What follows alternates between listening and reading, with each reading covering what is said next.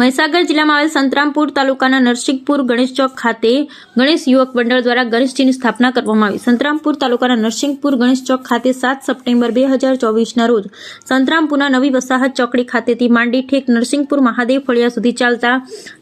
વાતે ગાતે ગ્રામજનો દ્વારા ગણેશજીની સંતરામપુર તાલુકાના નરસિંહપુર ગણેશ ચોક મહાદેવ ફળિયા ખાતે સ્થાપના કરવામાં આવી, જેમાં કાર્યક્રમ નિમિત્તે સંતરામપુર તાલુકા નરસિંહપુર ગામે રહેતા ગામના ગ્રામજનો તથા ભાવિક ભક્તો મોટી સંખ્યામાં હાજર રહ્યા ગણેશજીના દર્શન કરી પ્રસાદ લઈ અંતે છૂટા છવાયા થયા હતા। જેમાં કાર્યક્રમ વધુમાં ગાયત્રી શક્તિપીઠના આ બાબતે સંતરામપુરમાં મીડિયા તરીકે ફરજ બજાવતા સલમાન મુરાવાલા સંપર્ક કરતા ડામોર મનોજભાઈ સોમાભાઈએ જણાવ્યું હતું કે ગણેશ ચતુર્થી શુભ દિવસે સંતરામપુરના નરસિંહપુર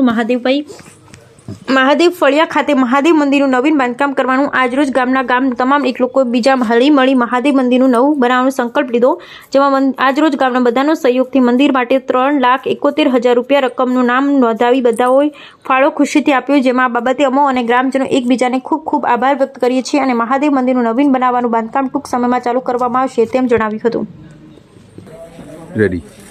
ગણેશ ચતુર્થીના શુભ દિવસે આજરોજ નરસિંહપુર ગામે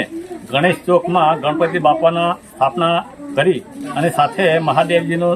મંદિરમાં બાંધવા માટે સર્વ વડીલોની હાજરીમાં અને ગણપતિ બાપાના સાનિધ્યમાં ગામના અગ્રગણી વડીલોએ મંદિર બાંધવા માટેનો સંકલ્પ કર્યો અને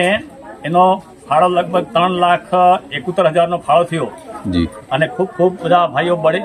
વડીલોનો ખૂબ સહકાર છે અને આ મંદિરમાં જલ્દીથી જલ્દી થાય અને બધા ભાઈઓ બહેનોએ રીતસવાનરની જેમ સહયોગ આપી અને જલ્દીથી જલ્દી મંદિર પૂરું થાય એના માટે સંકલ્પ કર્યો છે। તો બધાને ભગવાન જે ગણપતિ દાદા સદબુદ્ધિ આપે, વિવેકથી બધાને બુદ્ધિશાળી બનાવે એ ભગવાનને પ્રાર્થના કરીએ છીએ। શું નામ આપનું? ડામોર મનોજભાઈ સોમાભાઈ।